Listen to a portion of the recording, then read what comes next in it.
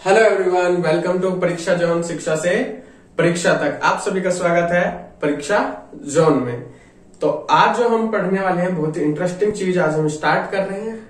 ठीक है, आज है 1 मई और मैंने जैसा आपको प्रॉमिस किया था कि 1 मई से हम मैथ्स की क्लास स्टार्ट कर रहे हैं।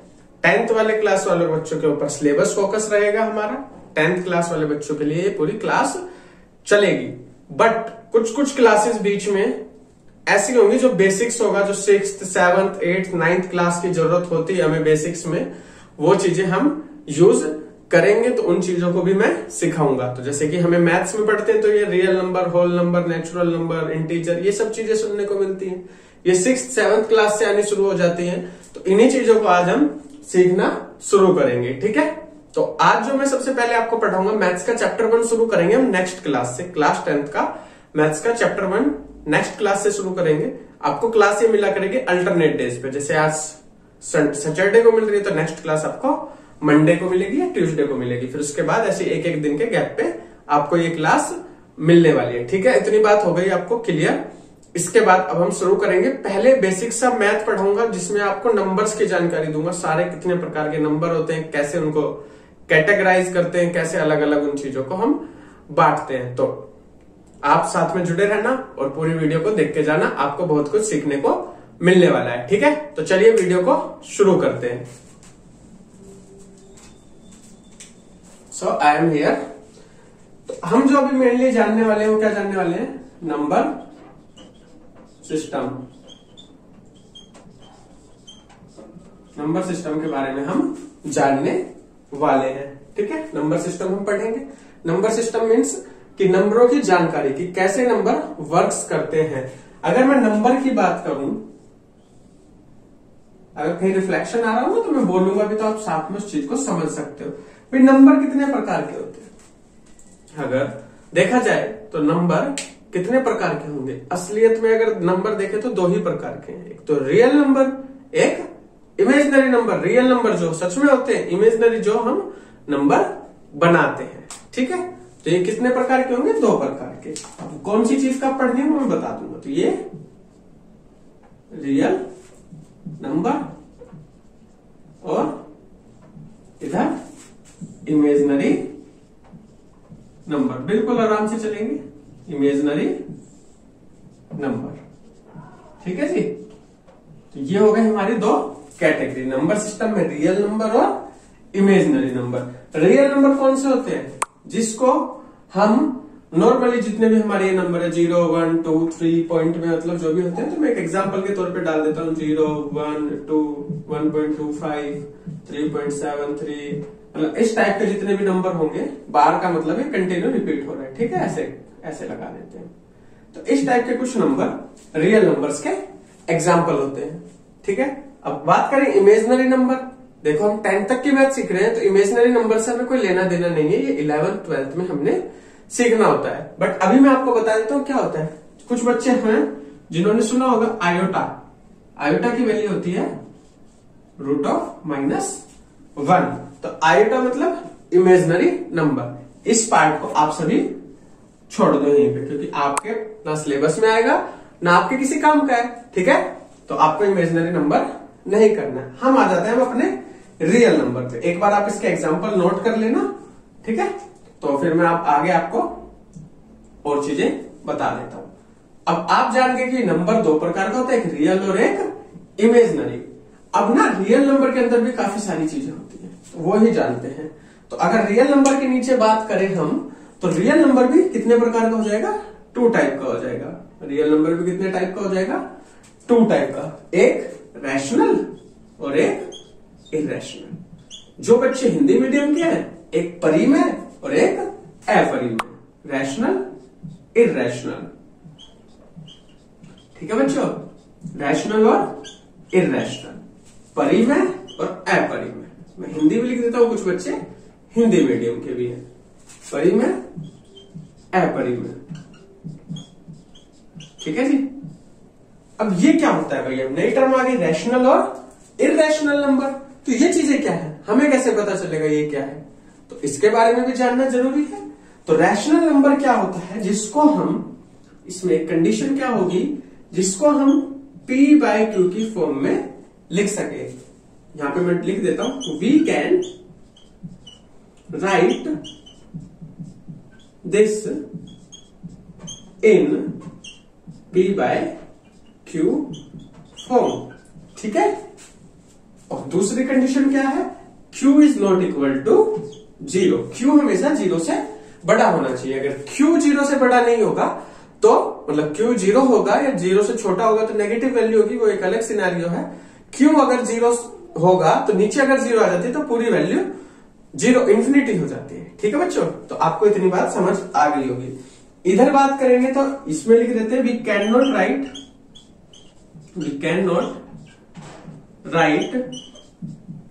It in P by Q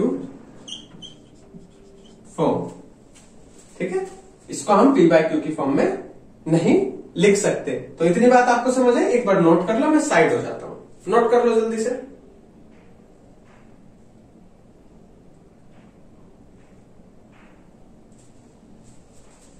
ठीक है, ये तो एक कंडीशन है। इसकी एक दूसरी कंडीशन और होती है कि जो ये नंबर है, जैसे ये फ्रैक्शनल नंबर है, तो इसमें भी दोनों होंगे। अभी आगे पढ़ेंगे रैशनल को, और अभी इसके बारे में जानते हैं। मतलब जैसे एक रैशनल नंबर है तो ये टर्मिनेटेड भी हो सकता है और इट कैन बी टर्मिनेटेड और रिपीटेड। आप लिख लेना, इट कैन बी टर्मिनेटेड और रिपीटेड। ओके, तो ये क्या है, टर्मिनेटेड भी हो सकता है और रिपीटेड भी हो सकता है। ये दो कंडीशन इसको फॉलो करनी। अभी बताऊंगा ये टर्मिनेटेड और रिपीटेड का मतलब क्या है। ये क्या होगा, ये neither terminated nor repeated, neither terminated nor repeated. ठीक है जी, नॉर रिपीटेड। आपको इतनी बात क्लियर हुई? एक बार नोट कर लो आप इसको।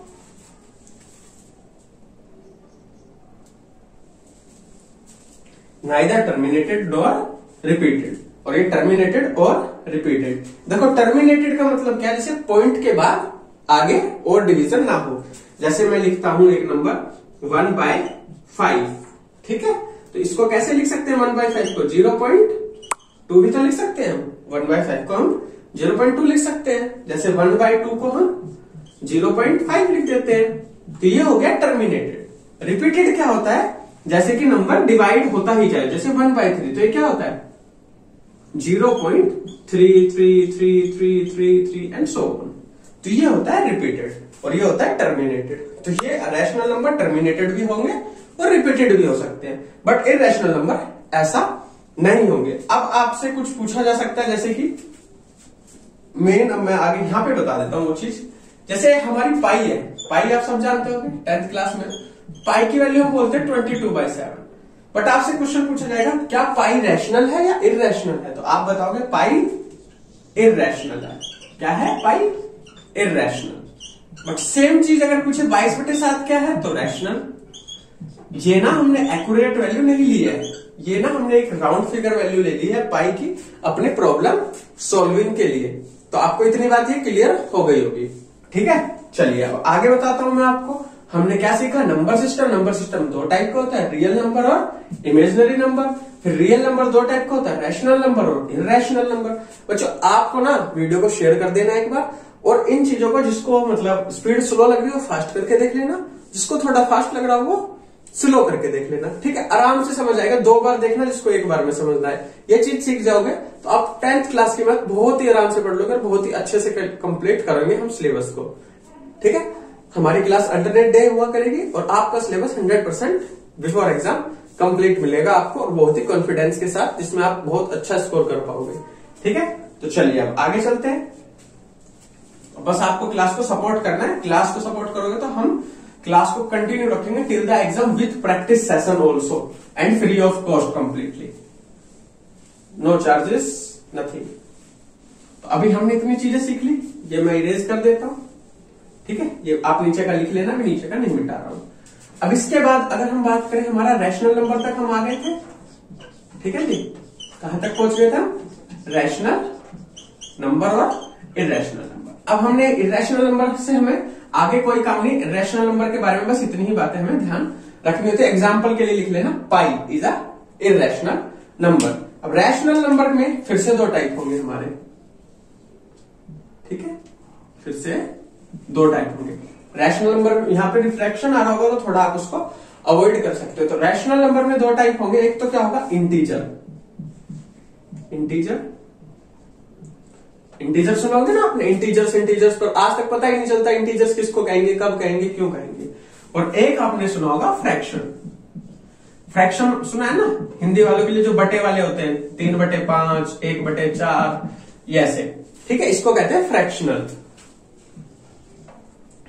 ठीक है, तो ये हो गया हमारा फ्रैक्शनल, ये हो गया इंटीजर। रैशनल नंबर दो टाइप के होंगे, या तो डायरेक्ट इंटीजर हो सकता है या फिर फ्रैक्शनल हो सकता है। जैसे यहाँ पे लिखे हुए सब फ्रैक्शनल है, ये सब फ्रैक्शनल है, इंटीजर भी बताऊंगा अभी। तो फ्रैक्शनल की एक कंडीशन है, क्या, ये p/q की फॉर्म में लिखे हुए हैं और जो q है वो नीचे वाला है। तो कंडीशन क्या है, q हमेशा 1 से बड़ा होना चाहिए, q हमेशा 1 से बड़ा होना चाहिए। q नॉट इक्वल टू 1 नहीं होगा, 1 नहीं हो सकता q। जैसे ही हम q को 1 बनाएंगे, मान लो 3/1 का मतलब तो 3 ही हो जाएगा, तो ये क्या बन जाएगा, एक इंटीजर बन जाएगा। तो q क्या होना चाहिए, 3 से, मतलब 1 से हमारा बड़ा होना चाहिए। इतनी बात ध्यान से समझ लेना, ठीक है। फ्रैक्शन आपको वैसे भी आते होंगे। फ्रैक्शन सॉल्व कैसे होगा वो हम आपको आगे बताएंगे। आप कमेंट करके बताना कि हमें इस चीज के बारे में सिखाओ। मैं बहुत शॉर्ट में उन चीजों को 2-2, 3-3 मिनट की वीडियो बना के आपको दे दूंगा, छोटी छोटी चीजों की। बस आप कमेंट कर देना कि सर हमें ये नहीं आता, हमें ये जानना है। कोई भी टॉपिक हो, anything about maths and other subject also, okay. चलिए, इंटीजर। और आप हमें इंस्टाग्राम पे फॉलो कर लेना, वहां पे आप मेरे को पर्सनली मैसेज करके भी आप पूछ सकते हैं, मैं सारे रिप्लाई करूंगा आपको वहां पे, ठीक है। लिंक आपको डिस्क्रिप्शन में मिलेगा इंस्टाग्राम का। और वैसे भी आप सर्च कर सकते हैं इंस्टाग्राम पे परीक्षा जॉन, और मेरे को सेल्फ फॉलो करने के लिए मोहित069। इंटीजर की बात कर लेते हैं। इंटीजर की बात करें तो हम, इंटीजर क्या होते हैं, 3 टाइप के होते हैं। एक होता है पॉजिटिव, एक होता है नेगेटिव, तीसरा हमारा होता है जीरो, ठीक है, न्यूट्रल जिसको हम बोल देंगे। देखो, अगर मैं जीरो की बात करूं तो इसमें एक नंबर जीरो ही आता है। पॉजिटिव की बात करूं तो हमारी पॉजिटिव वाली गिनती सिंपल, 1 2 3 4 5 6 सो ऑन, ठीक।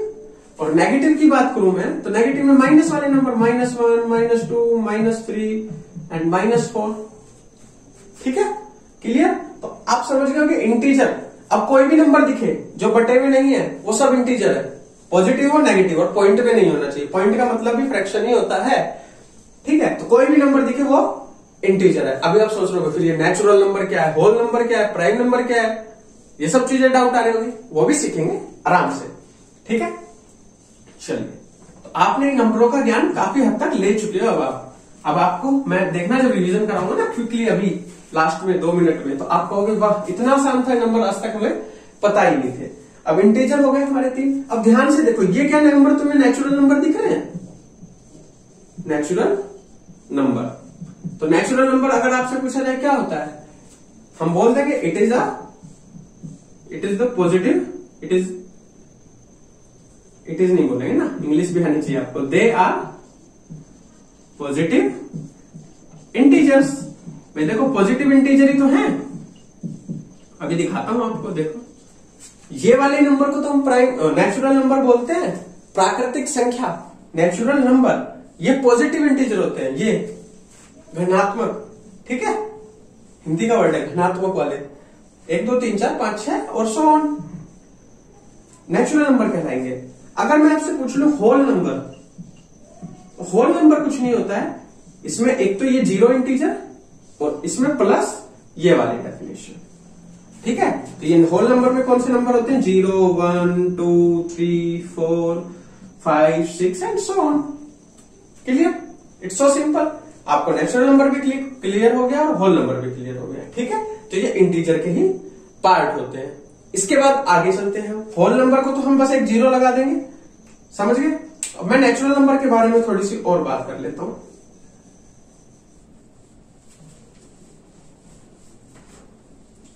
नेचुरल नंबर भी क्या होता है, 2 टाइप का होता है, मैं इधर लिख रहा हूं इसको।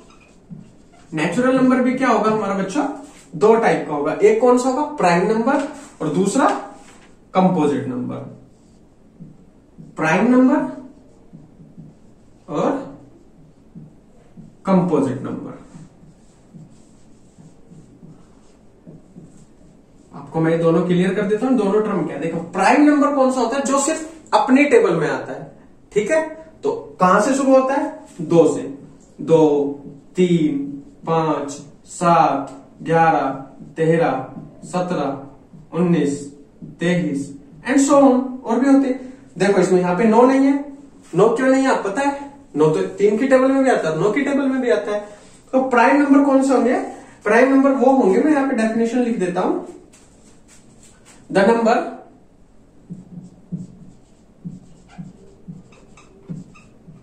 which only have